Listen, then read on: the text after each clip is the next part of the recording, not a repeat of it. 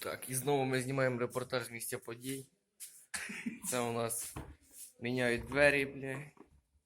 Якась слоняра тупорила, хуярила їх.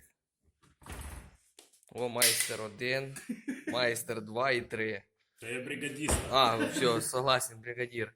То майстер, то майстер. Йдемо далі, бля. Ага. О, ще плюс 2 майстра, блядь, 2 майстра. Вони... Тут вони ставлять плиточку. А Бодя собирает дембельский альбом. О, така хуйня, це, блядь, записи на дембель будуть. Тут, блядь, срачик обично. Ну, короче, тут все понятно. Йдемо далі. О, наш пол крашений.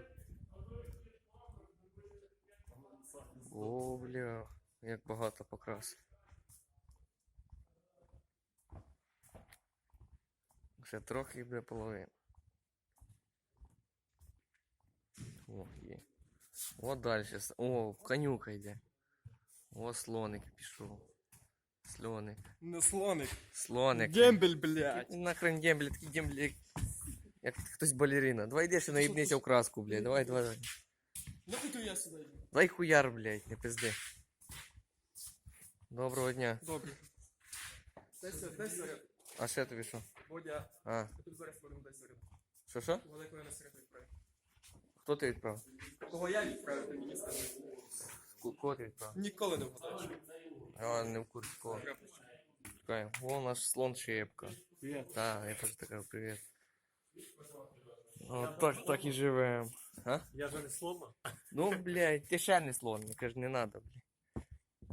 Це наш сраж ззаді казарми.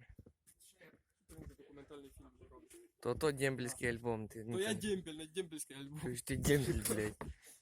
Ти зараз будеш полуживий дембель. Кто-то демпелей обижает, а? Мене обіжають. О, от його йобне, Сейчас блядь. я тебе прокладки вставлю. Так мені прокладки. Встав йому прокладки в одне місце. Конюка. Я! О! Іду.